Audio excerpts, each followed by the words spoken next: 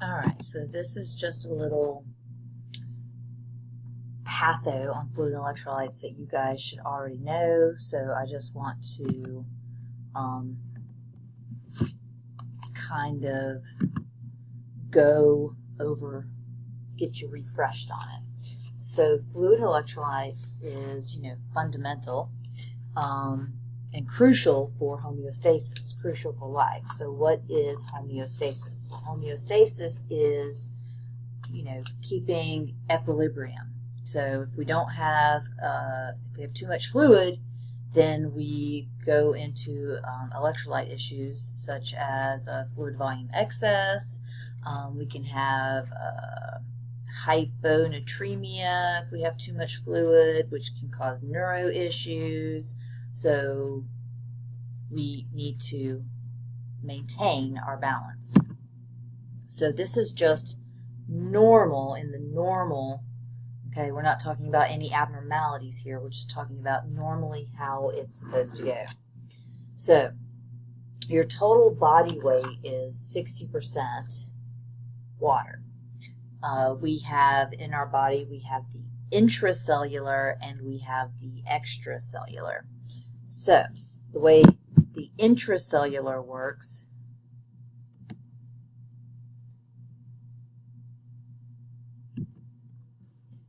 the intracellular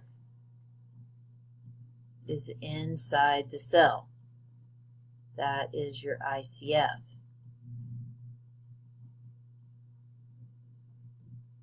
And then outside the cell is your extracellular fluid. So that is that's outside the cell. So you got all these little cells right here, and then you've got your outside the cell, which is your ECF. So your intracellular fluid makes up about 40% of your body. Then your extracellular fluid makes up the other 20%. Okay.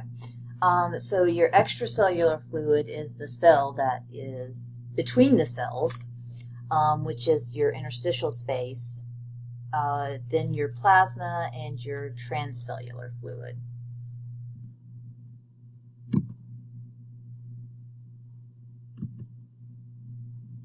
So here's just another picture of fluid compartments to kind of help give you a visual.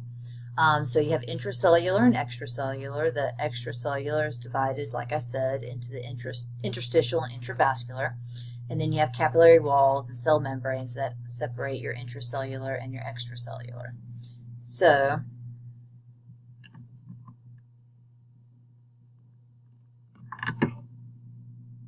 your intracellular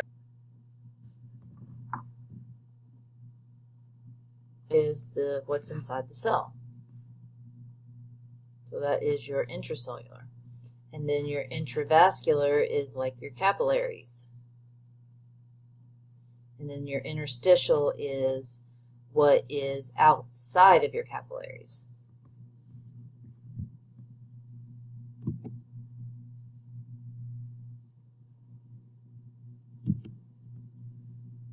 So within our body, we also have electrolytes, which are chemicals that carry a positive or negative charge. They're measured in milliequivalents, chemical activity versus weight, and we have cations and anions. So your cations are your positive and your anions are your negative. And a way that you can remember that is that the word cation has a T in it. So T is associated with positive. So in the body, we are being regulated. How are we being regulated? We have fluids and solutes that constantly move around, and that movement of the fluid and solutes helps to maintain homeostasis. They move via diffusion, active transport, osmosis. That's within the membranes, and then within the capillaries, they move within filtration, capillary filtration, and reabsorption. So the first thing that we talk about is diffusion. So diffusion, think of it as going with the flow. So diffusion is your solutes. Remember your solutes, okay? That's why I have it circled in red over here. It's solutes, not fluid, but solutes. More solutes to an area that has less solutes. It's passive. It doesn't require any energy.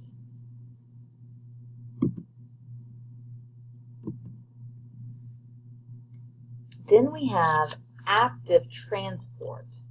So active transport is actively doing something, right? So like fish swimming upstream. And the biggest example of that in the body is the sodium-potassium pump. So basically all you need to know about active transport, think of a fisherman out at sea. And excuse my drawing here, I am not an artist. So he's out at sea. Okay, he's in a boat.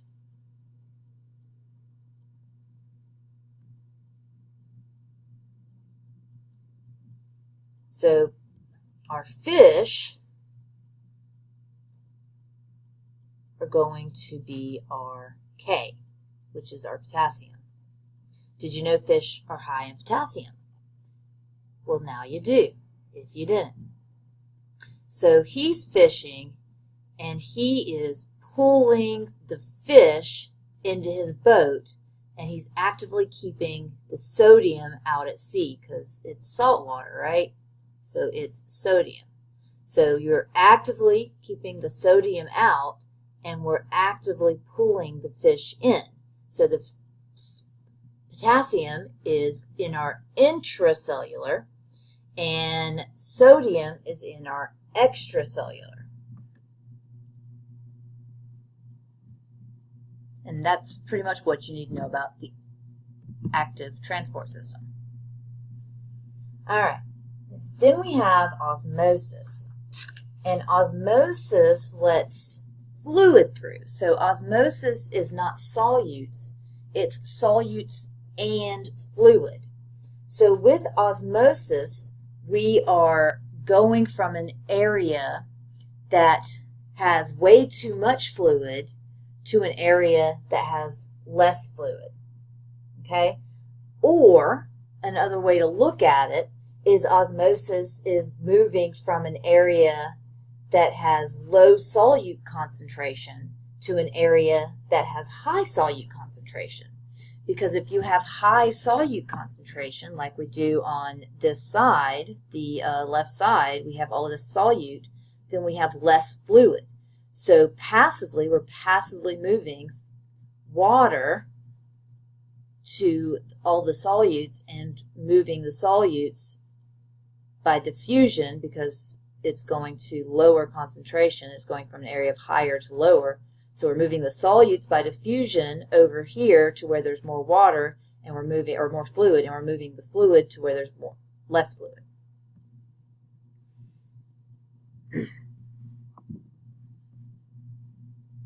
But it's still done passively. There's no activity in there.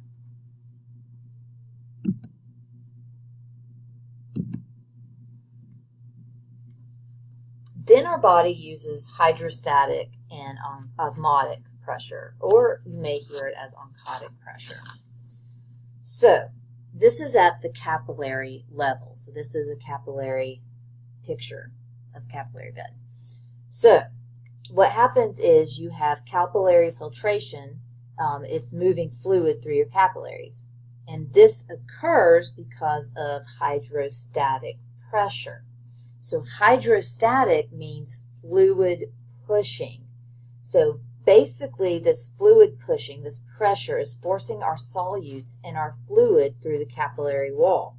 So if you see, your hydrostatic pressure is going out into your interstitial space. You're going out here into the interstitial space.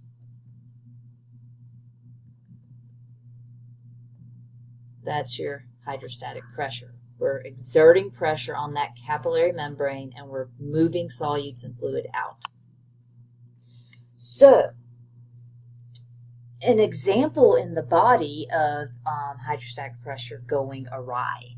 So if you have a patient who has heart failure, basically their heart isn't able to pump fluid, like they're not able to effectively pump the fluid. So the fluid gets kind of backed up and your hydrostatic pressure increases. So our fluid in our capillaries is like pushing out. And this causes edema, which is like, one of the classic signs of heart failure. So that's like a sign, that's an example of hydrostatic pressure going awry in the body. Another pressure that our body has to help regulate our homeostasis is something that's called osmotic pressure or oncotic pressure. Don't get them confused because they're pretty much the same thing. So osmotic pressure is pulling the fluid into the bloodstream. So it uses the solutes that are in the capillaries to do so. And the pressures oppose each other. Our osmotic pressure and our hydrostatic pressure, they oppose each other. So what happens is that we have albumin, which is a protein in our capillaries. And albumin is kind of like a water magnet. And so when our fluid is being pushed out by the hydrostatic pressure, our albumin, which is a water magnet, helps to pull fluid back into our capillaries. So without albumin, if our albumin is low, for example, like in malnutrition or in some kind of liver issue, we are not able to get the fluid back in. It's only able to get it back out. And so this fact that this lower albumin causes less oncotic pressure, and you can't pull the fluid in, which causes us to third space. And what third spacing is basically fluid is in the interstitial space. It's not in the intracellular, intravascular space. It's in the interstitial space. Things that cause third spacing, things like burns, liver failure, traumatic injuries, they can cause third spacing. All right, so in the normal body, we eat and we drink, and that's how we get our intake and output. That's how we maintain our homeostasis. But when we're not healthy, then we have to get our fluid and our intake, our routes of intake from other means, such as parenterally or enterally. So parenterally is like an IV, enteral is through like a feeding tube or TPN. Well, actually TPN is through an IV, so it's more parenteral. Kidneys are huge in regulating our intake output. Lungs help regulate our intake output, and our GI tract also helps regulate it. So, regulating balance, our kidneys, they are vital in fluid and electrolyte regulation. They can make up to 2 liters of urine per day, and with this production of urine, they make an extra 178 liters that they reabsorb into the body. They also conserve water. So if you have even a minimal amount of decreased intake, if you're like 1 to 2% off, then your body starts conserving water and you don't excrete as much urine. In the normal person, you need to excrete at least 30 mLs an hour of urine. If you don't excrete at least that much an hour of urine, then there's an issue going on, and that issue needs to be addressed if it hasn't been addressed. We also have in our body another regulator called the antidiuretic hormone. So diuretic means to diurese, to get out like all the urine, right? You give somebody a diuretic and they get out all the fluid. So antidiuretic is to retain water. Another name for it is vasopressin. It is produced in the hypothalamus and stored and released in by the posterior pituitary. So what the antidiuretic hormone does is it's going to help restore your blood volume, which helps to reduce diuresis, thus increasing water retention. So basically, it's going to make your intravascular have more volume. It's going to hold on to urine, and it's going to increase water retention, which increases blood volume. The antidiuretic hormone is very sensitive to the serum osmolality and blood volume that's in our blood, and I will talk about serum osmolality in a few minutes. But if you have an increased serum osmolality, it means your blood volume is decreased, which means that the antidiuretic hormone is going to be stimulated and released. So basically, it means you're dehydrated, and so the ADH is going to release so that you can get blood and volume into your body. And vice versa, if your serum osmolality is decreased, your blood volume is increased, which means that you have, too much fluid, so our ADH is going to be inhibited. Then there's another system called the renin and angiotensin system, and I apologize for the renin being red. I couldn't get it to go away. I wanted the words read, but I couldn't get the little letter to go away. So the renin-angiotensin-aldosterone system is important, and you have to learn it, and I tried not to, but it is, there's no way to get around it. You have to learn it. So basically what happens is renin is released by special cells, which converts to angiotensin 1 and angiotensin 2. Angiotensin 2 is a vasoconstrictor, and it releases aldosterone, and in turn aldosterone is going to hold on to our sodium. Water follows sodium, so now we're holding on to water as well, and we're raising our blood pressure.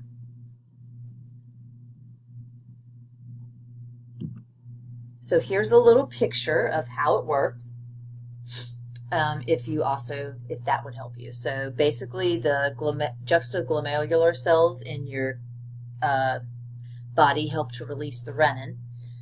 They're in your kidneys. So that travels to the liver, which converts to angiotensin.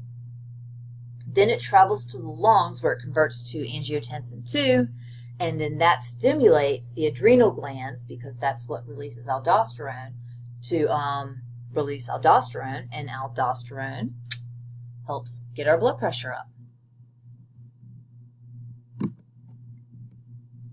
Then our body also has the atrial natriuretic peptide, and this opposes the RAA system. So what the ANP, what it does is it's going to decrease blood pressure and reduce intravascular volume. So if you have low blood pressure, your body stimulates your renin-angiotensin-aldosterone system. If your body has high blood pressure, it releases this atrial natriuretic peptide in the normal person, okay? We're talking normal here. So ANP suppresses your serum renin, which makes sense. It decreases aldosterone release, which should make sense to you. It increases your filtration, which increases your urine output of sodium and water. So you're not holding on to your sodium and you're not holding on to your water. So your blood pressure is going to go down instead of up. It decreases the release of the antidiuretic hormone. And what does antidiuretic hormone do?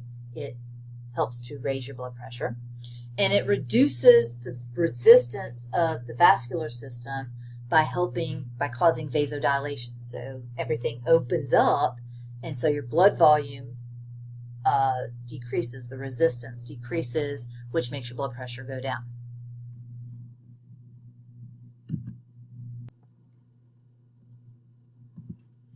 All right, so serum, osmolality, they're basically the same thing. Osmolality is the concentration of fluid that affects the movement of water between fluid compartments by osmosis. And it's measured per kilogram of solvent in the blood and urine. So your osmolality reflects the concentration of sodium in the blood. Your numbers are 275 to 300. And things that can increase your serum osmolality are things like being severely dehydrated, diabetes insipidus, high sugar, high sodium, head injury, CVA. So things that decrease the serum osmolality are things like fluid volume excess, SIADH, renal failure, diuretic use, hyponatremia, and overhydration. So basically, things that increase your serum osmolality, it means that you have more solutes in your blood and less volume. And when you have factors that decrease your serum osmolality, you have less solutes, so you have more blood volume. Urine osmolality is in conjunction with serum osmolality will give us a good indicator of kidney ability to excrete urine. So not like the function, but gives us a number for excreting urine. So factors that increase our urine osmolarity are the same factors that increase our serum osmolarity pretty much. We have a fluid volume deficit, SIADH, heart failure, and acidosis.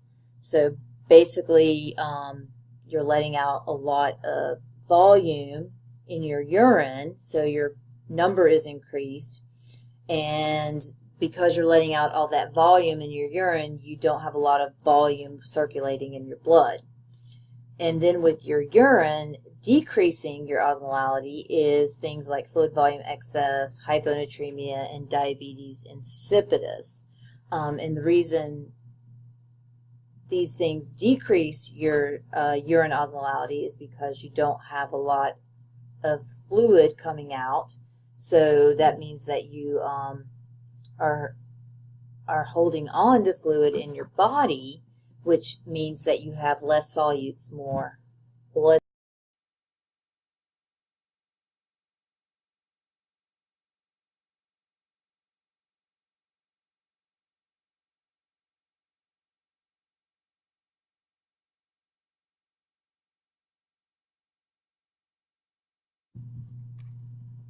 So more tests for evaluating fluid status. There's urine-specific gravity, 1.01 to 1.025, and it is the measure of the kidney's ability to excrete or conserve water.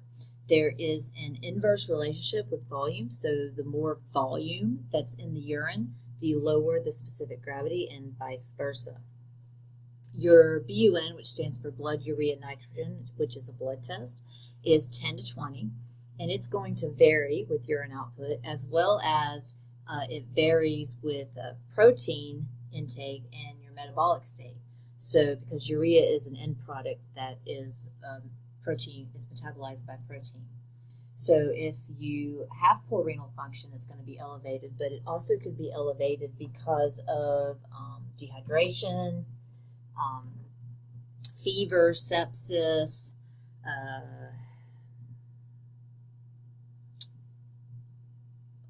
protein intake. So like if you had an excess amount of meat. So you need to look at your BUN in conjunction with your creatinine, which is 0.0 to 1.4, because your creatinine is your best determinant of kidney function. So because it's not going to vary with protein intake or having a metabolic state. Things that can decrease your BUN are end-stage liver disease and overhydration and poor protein intake like a vegetarian. We also have hematocrit as a way to look at fluid status. So hematocrit is the red blood cell production in your whole blood. In men, of course, it's bigger because there's more volume. So things that can make your hematocrit go up are things that are going to cause your solute to blood volume ratio to be increased. So if you have more solutes in your blood than you do blood volume, your hematocrit is going to go up. Things that do that: dehydration, certain coagulopathy type issues like polycythemia.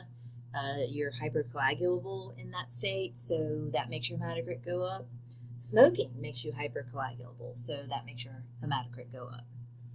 Things that can lower your hematocrit: overhydration, because again, you have less solutes to blood volume.